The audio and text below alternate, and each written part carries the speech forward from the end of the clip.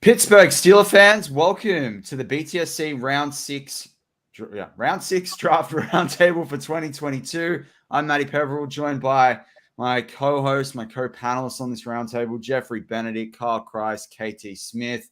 The Steelers, with the 208th selection in this year's NFL Draft, select Connor Heyward, the brother of Cam Heyward, maybe a little bit ahead of where some people had him, but the Steelers keep one of the family at home. I want to go to you first, Mr. Benedict. I know that you had a positive reaction to this one. How are you feeling right now?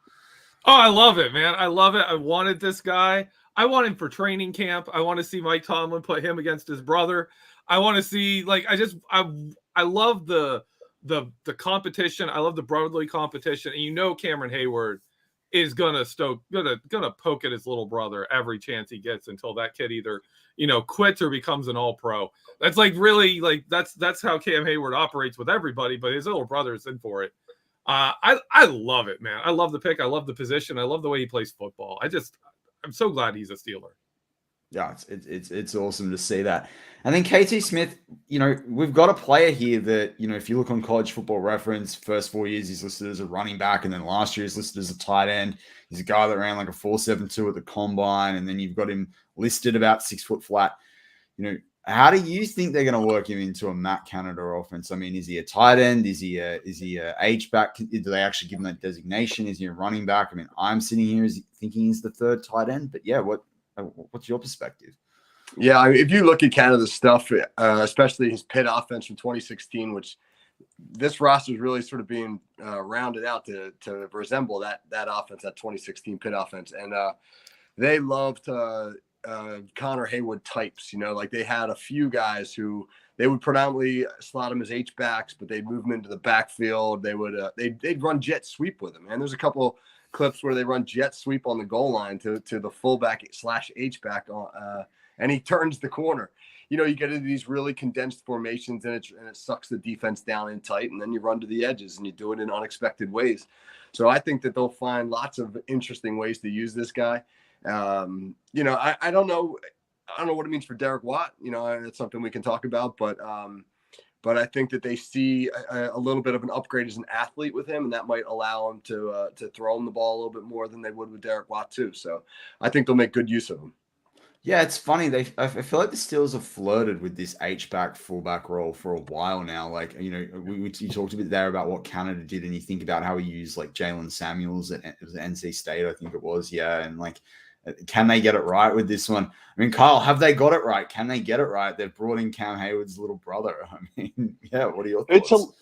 From a fan perspective, it's hilarious because everyone for years has always just wanted to line it up behind a fullback and run it down their throat type of thing. Not that that's exactly what we're getting here, but what's really happening is the team has become more of a fraternity. It's like we got legacy players coming in now every season. So I'm worried about. Hopefully there'll be no hazing incidents between now and minicamp. I was going to say that time up at St. Vincent's is going to be interesting now. I mean, there's a few other legacy players still on the board, aren't there, Geoffrey? Like, what do you reckon the odds are that the Steelers double dip in the family pond? It could. I mean, we could see it. I'm not sold on those ones. This is the one I really think makes sense. But we could definitely see more. I think it's possible. Yeah, I think someone said in the live chat, Quinton Lake might have been just taken. I mean, to me, someone that you get as a UDFA. I think I'll open up to the rest of the floor. I mean, we've talked a little bit about there as the Matt Canada offense. Do you expect to see, significant play time from Connor Heyward this year? I mean, we've technically only got 2 tight ends on the roster there. Well, I mean, we've got 3 with Raider, but you've got 2 that I think we can all agree are going to be on that roster there in Gentry and Freemuth. I mean, how much play time do we think you'll get with a Derek Watt, obviously, on the roster still? I can't see him keeping both Watt and Hayward. That's redundant. And I don't know if they keep Raider as a third tight end, if they like Hayward there, although I suspect they will probably roll with a third tight end. But if you think about right now, I mean, look at the competition they've created. They've got 2 fullbacks probably fighting for one job. They got 3 tight ends on the roster, but with one of those fullbacks that could maybe play some tight end, there's probably some competition for at least reps there. And then now with the 2 receivers they took in the draft, they've got 6 guys, if you count, Anthony Miller, who are going to compete for probably 5 active hats on a game day. And all these guys can actually play. These aren't like guys that we were kind of pulling off the practice squad and elevating to the 53-man roster. These are all guys that can play football. So it's going to do 2 things. It's going to create tremendous competition for reps, and it's going to give Canada a ton of options. He can easily go from like 22 personnel with 2 tight ends and 2 fullbacks into like a 10 personnel with no tight ends on the field. And you can do it, from series to series, or even play to play if you want. So he's got an opportunity to get really creative here. Yeah, and it's funny, and I want to get your perspective on this, Geoffrey, Benedict. When I've seen Connor Heyward and some of the flashes, and highlights and stuff, once you get the ball into his hands, it's kind of, that's the thing, is how do you get the ball into his hands, which sort of KT has talked a little bit about there in his first take. Because once he's got the ball in his hands, he can do things after the catch, or after the ball's handed to him, and can the Steelers work him into that space? I think so. I think he reminds me, he's got a little bit of that Isaac Redmond kind of just, I'm not going down, I'm finding a way to get 3 more yards, getting the nose for the end zone. He's got a little bit of that going on, and I love that. I can't wait to see that again. That's going to be something to see in training camp.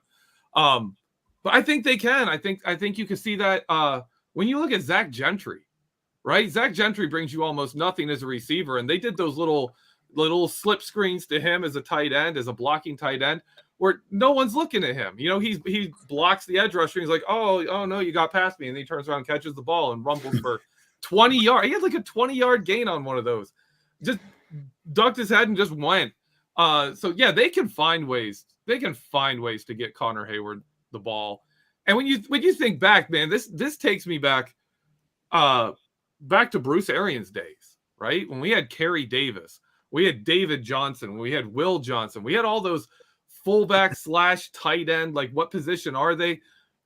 That's the kind of player we got here, and it's going to be. I agree with Kevin. It's going to be very interesting to see how they use him and how they get him the ball. And then Kyle, we've all sat here and talked about a guy in D-Wad in one of the brothers, but there's an odd man out now in another family. What happens to the forgotten Edmonds brother? Right. Someone is there's just not enough room on the ship, right? The only hope, I guess, if you're someone like Derek Watt, maybe you're thinking, well, if Connor makes it to the squad this first year, then because Derek is the special teams captain. I know you just brought in Boykin, who might have that role, but that is a big, those are big shoes to let loose. Your special teams captain there for a 6th-round rookie. But Edmonds on the other hand, yeah, right. It's just we hardly have a fullback on the roster half the time, let alone this many people on the roster. Yeah, and I wanted to open up to the floor again because I think including myself, there's a lot of people that sat up there and went, did the Steelers double dip not double dip, but did the Steelers go get a running back in this draft? And you haven't seen it, right? And there's been a lot of calls from it. I've seen it in our live chats. You see it on Twitter, and we talked about Tremaine Edmonds there. We've talked a little about how we're going to use him at the fullback and the tight end role. Is this also a safety net pick for the Steelers in they get someone that can play that running back position? He can be that 4th running back if we need it. Yeah, I don't know how much you'll see him as a pure running back. I think that they'll use. I just blanked out the 4th-round pick, the kid from Memphis. What's his Calvin name? Austin. Calvin Austin the 3rd. Yes. Yeah, I think that they're going to use him in some running back situations, the jet sweep stuff. But also, I think you'll see them motion him into the backfield and then throw him little swing passes, and that they'll sort of. I think everybody kind of wanted that that change of pace back, which we don't have right now. And but I think that's what you're going to get in Austin. And I just think all right, you get 6'8", 265-pound Zach Gentry in a bunch set with Chase Claypool, who's 6'4", 235, and Pat Freiermuth, who's 6'5", 255. and then you bring from the opposite slot, out of an empty set, this Austin kid into the backfield, and then you throw him a little swing screen, and with those dudes out blocking, I mean, that's tough to defend, So they've got some. They don't have a traditional, scat back, but they got some options there. Yeah, and so I've had the pleasure of talking with you all the last couple of days on the BTSC Zoom, and it's been awesome. And I think this is the first time it's been in little spurts with sort of different all of you here on the show right now. I'll throw to Carl first. Like, how are you feeling about the draft overall after this pick? Like, let's just go from it. The Steelers had to wait 70 picks. They didn't move up or down. How are you feeling on the draft overall? This is always that time every year where hope springs eternal. For 90% of the fans, this is the first time meeting these players, and every one of them sounds like a potential all-pro. These are all first or second team all-conference or all-AP guys, and so the potential is unlimited. But if we all know in a couple months from now, some of these guys might not even be on the roster, or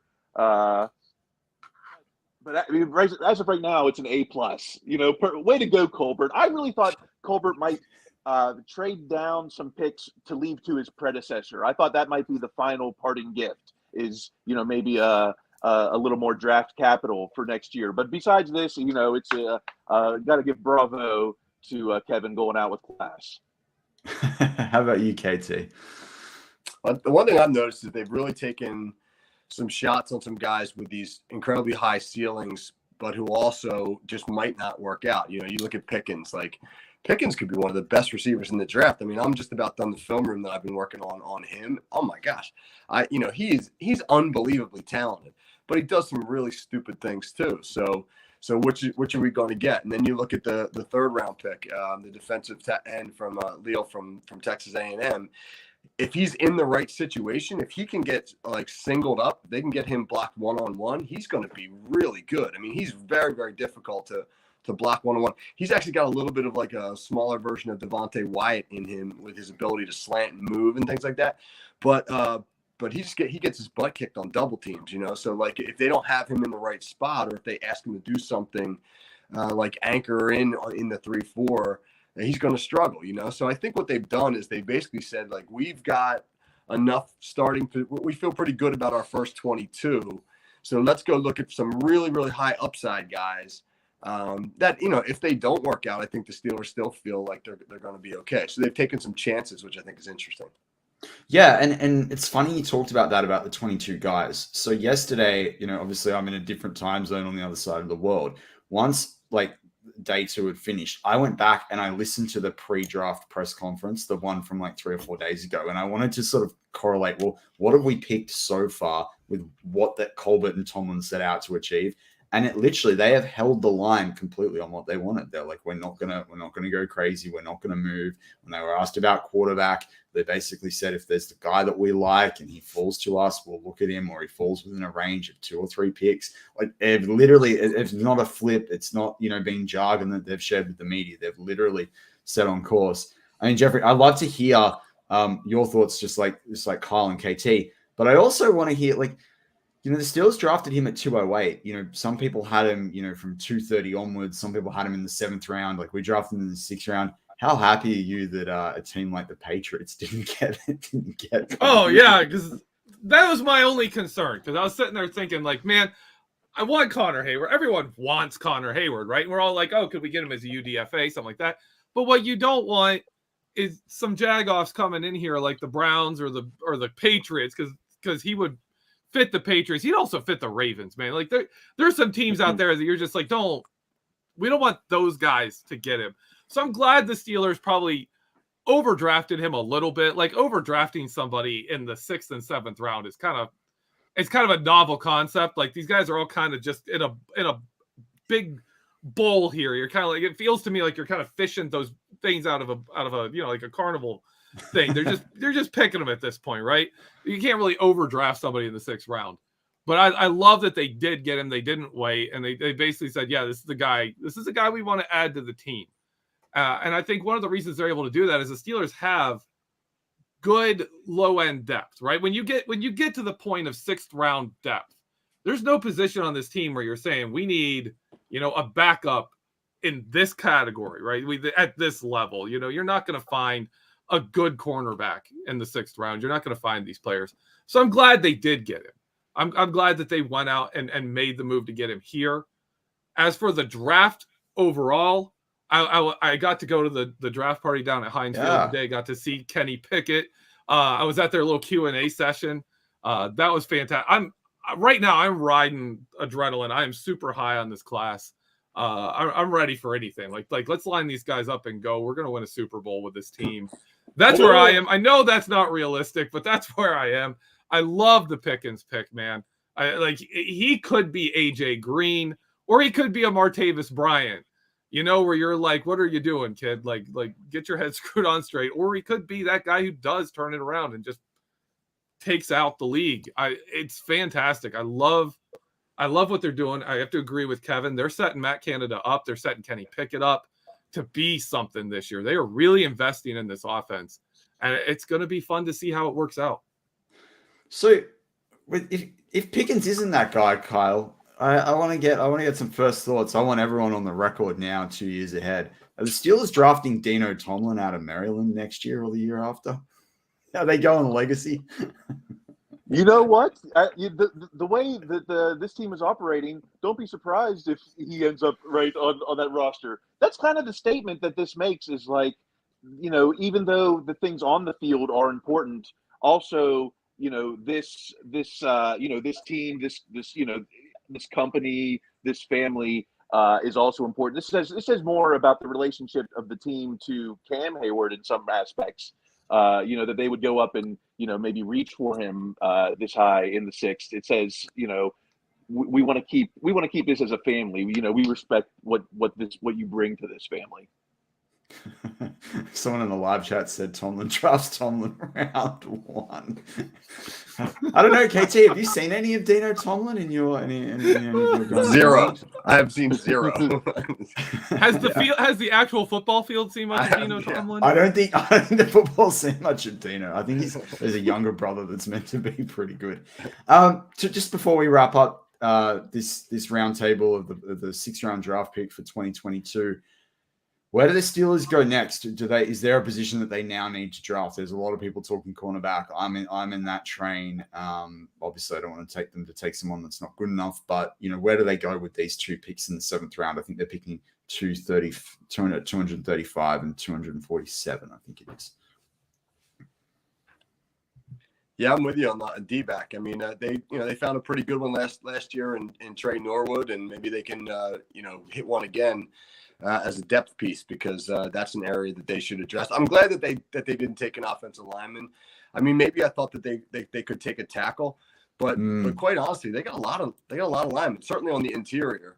And I think once you passed maybe the 3rd or 4th round, they didn't really need to stock up on another offensive tackle because you can get a guy like Joe Haig to be your third tackle, and why waste a draft pick on it? So I think really the only unchecked box is the D-backs.